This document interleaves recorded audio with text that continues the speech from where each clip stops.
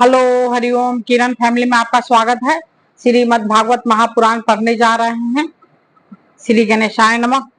ओम भूर्भुवः स्वः तत्सवितुर्वरेण्यं भर्गो देवस्य धीमहि धियो यो न प्रचोदयात्।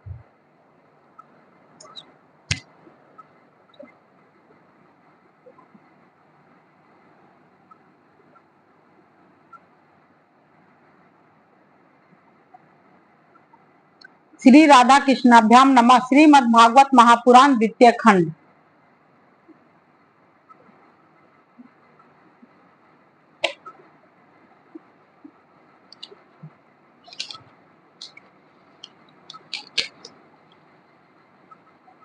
दशम स्कंद। अतः पंच सप्ततितमो अध्याय।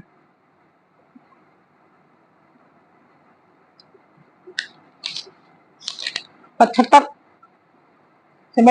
अध्याय। राजसूय यज्ञ की पूर्ति और दुर्योधन का अपमान।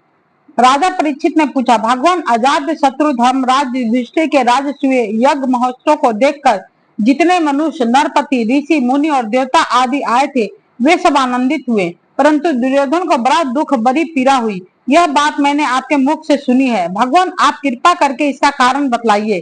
श्री सुखदेव जी कहते हैं, महाराज श्री सुखदेव जी महाराज ने कहा, परीक्षित, तुम्हारे दादा युधिष्ठिर बड़े महात्मा थे। उनके प्रेम बंधन से बंधकर सभी बंधु बांधवों ने राजसूय यज्ञ में विभिन्न सेवा कार्य स्वीकार किया था। भीमसेन भोजनालय की देख रेख करते थे, दुर्योधन कोषाध्यक्ष थे, सहदेव अभ्यागतों के स्वागत सत्कार में नियुक्त थे और नकुल विविध प्रकार की सामग्री एकत्र करने का काम देखते थे। अर्जुन गुरुजनों की सेवा शुश्रूषा करते थे और स्वयं भगवान श्री कृष्ण आए हुए अतिथियों के पांव पखारने का काम करते थे। देवी द्रौपदी भोजन परोसने का काम करती और उदार शिरोमणि कर्ण खुले हाथों दान किया करते थे। परीक्षित, इसी प्रकार सात्विक, विकर्ण, हार्दिक, विदुर, भूरिश्रवा आदि वाह्यक के पुत्र और संत संतरदन आदि राजसूय यज्ञ में विभिन्न कर्मों में नियुक्त थे। वे सब के सब वैसा ही काम करते थे जिससे महाराज युधिष्ठिर का प्रिय और हित हो। परीक्षित, जब ऋत्विज सदस्य और बहुज्ञ पुरुषों का तथा अन्य इष्ट मित्र एवं बंधु बांधवों का सुमधुर वाणी, विविध प्रकार की पूजा सामग्री और दक्षिणा आदि से भली भांति सत्कार हो चुका तथा शिशुपाल भक्त वत्सल भगवान के चरणों में समा गया, तब धर्मराज युधिष्ठिर गंगा जी में अज्ञात स्नान करने गए। उस समय जब वे अवभृत स्नान करने लगे, तब मृदंग, शंख, ढोल, नौबत, नगारे और नरसिंगे आदि तरह तरह के बाजे बजने लगे। नर्तकियां आनंद से झूम झूम कर नाचने लगी। झुंड के झुंड गवैये गाने लगे और बीना, बांसुरी तथा झांझ मंजीरे बजने लगे। इनकी तुमुल ध्वनि सारे आकाश में गूंज गई।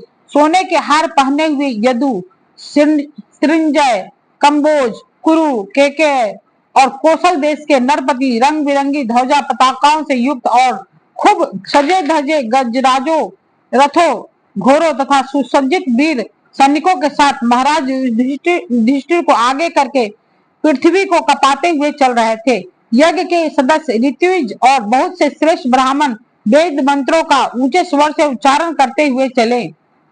देवता, ऋषि, पितर, गंधर्व आकाश से पुष्पों की वर्षा करते हुए उनकी स्तुति करने लगे। इंद्रप्रस्थ के नर नारी इत्र, फुलेल, पुष्पों के हार, रंग बिरंगे वस्त्र और बहुमूल्य आभूषणों से सज धज कर एक दूसरे पर जल, तेल, दूध, मक्खन आदि रस डालकर भिगो देते, एक दूसरे के शरीर में लगा देते और इस प्रकार कीड़ा करते हुए चलने लगे। वारंगनाएं पुरुषों को तेल, गोरस, सुगंधित जल, हल्दी और गाढ़ी केसर मल देती और पुरुष भी उन्हें उन्हीं वस्तुओं से सरोवर कर देते। उस समय इस उत्सव को देखने के लिए जैसे उत्तम उत्तम विमानों पर चढ़कर आकाश में बहुत सी देवियां आई थी, वैसे ही सैनिकों के द्वारा सुरक्षित इंद्रप्रस्थ की बहुत सी राज महिलाएं भी सुंदर सुंदर पालकियों पर सवार होकर आई थी। पांडव के ममेरे भाई श्री कृष्ण और उनके सखा उन रानियों के ऊपर तरह तरह के रंग आदि डाल रहे थे। इससे रानियों के मुख लजीली मुस्कुराहट से खिल उठते थे और उनकी बड़ी शोभा होती थी। उन लोगों के रंग आदि डालने से रानियों के वस्त्र भींग गए थे। इससे उनके शरीर के अंग प्रत्यंग, वक्ष स्थल, जंघा और कटी भाग कुछ कुछ दिख से रहे थे। वे भी पिचकारी और पात्रों में रंग भर भर कर अपने देवरों और उनके सखाओं को उड़ेल रही थी। प्रेम भरी उत्सुकता के कारण उनकी चोटियां और जूड़ों के बंधन ढीले पड़ गए थे तथा उनमें गुथे हुए फूल गिरते जा रहे थे। परीक्षित, उनका यह रुचिर और पवित्र विहार देखकर मलिन अंतःकरण वाले पुरुषों का चित्त चंचल हो उठता था, काम मोहित हो जाता था। चक्रवर्ती राजा युधिष्ठिर, द्रौपदी आदि रानियों के साथ सुंदर घोड़ों से युक्त एवं सोने के हारों से सुसज्जित रथ पर सवार होकर ऐसे शोभायमान हो रहे थे मानो स्वयं राजसूय यज्ञ, त्याज आदि क्रियाओं के साथ मूर्तिमान होकर प्रकट हो गया हो।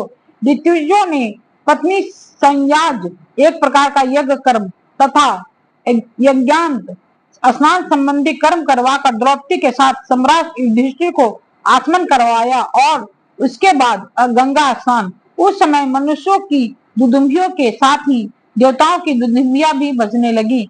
बड़े बड़े देवता, ऋषि, मुनि, पितर और मनुष्य पुष्पों की वर्षा करने लगे। महाराज युधिष्ठिर के स्नान कर लेने के बाद सभी वर्णों एवं आश्रमों के लोगों ने गंगा जी में स्नान किया, क्योंकि इस स्नान से बड़े से बड़ा महापापी भी अपने पाप राशि से तत्काल मुक्त हो जाता था।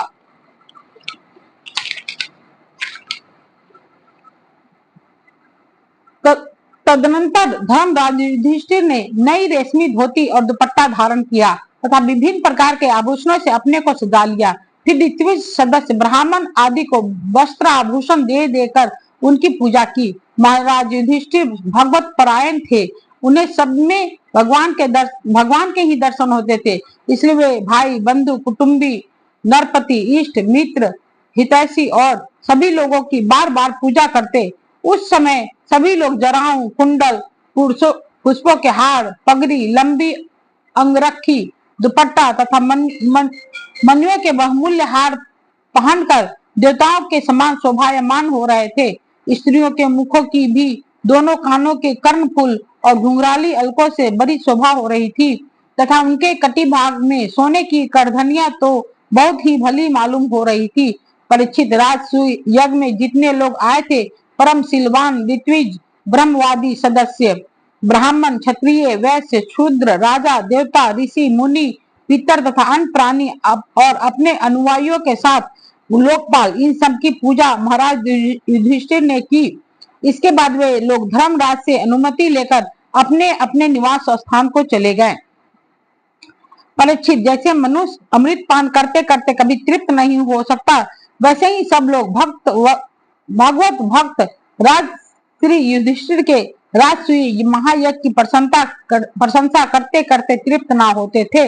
इसके बाद धर्मराज युधिष्ठिर ने बड़े प्रेम से अपने हितैषी, सुहृद संबंधियों, भाई बंधुओं और भगवान श्री कृष्ण को भी रोक लिया, क्योंकि उन्हें उनके बिछोह की कल्पना से ही बड़ा दुख होता था।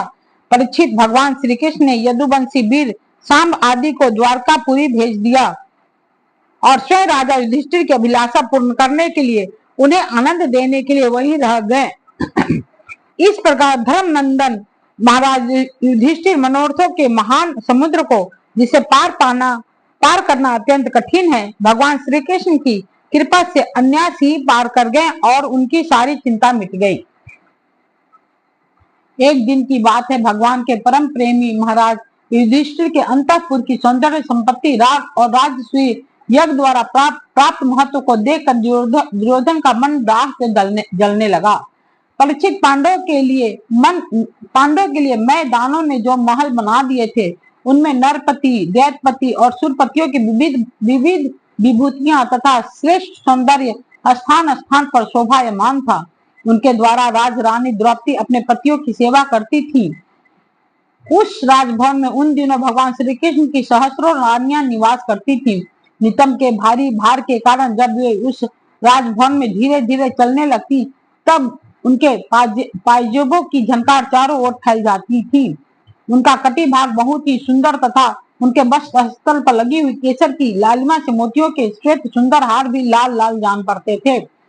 कुंडलों की और घुंघराली अलकों की चंचलता से उनके मुख की शोभा और भी बढ़ जाती थी। यह सब देखकर दुर्योधन के हृदय में बड़ी जलन होती। पर चित्त सच पूछो तो दुर्योधन का चित्त द्रौपदी में आसक्त था और यही उसकी जलन का मुख्य कारण भी था।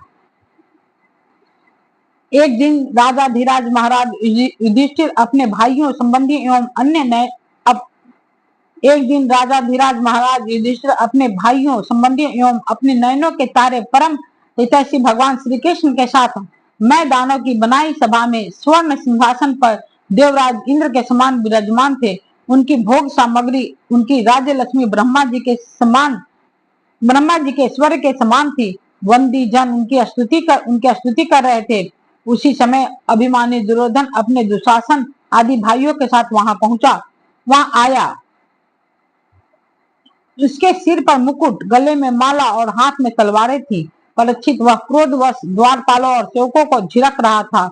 उस सभा में मैदानों ने ऐसी माया फैला रखी थी कि दुर्योधन उससे मोहित हो स्थल को जल समझकर अपने वस्त्र समेट लिए और जल को स्थल समझकर उसमें गिर पड़ा।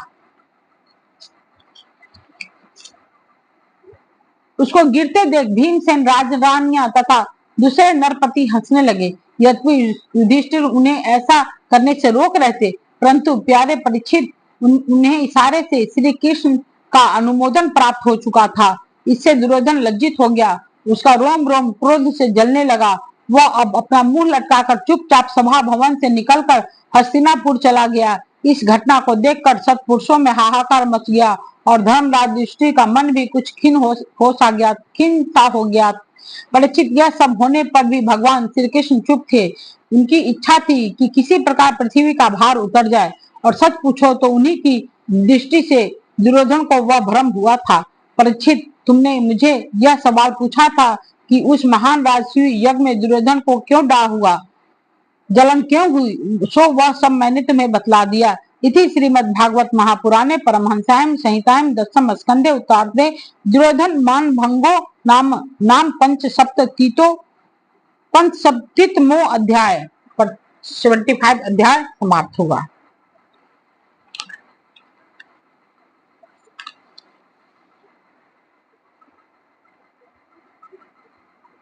ओम भूर्भुवः स्वः तत्सवितुर्वरेण्यं भर्गो देवस्य धीमहि धियो यो न प्रचोदयात्। ठीक है दोस्त, हरिओम।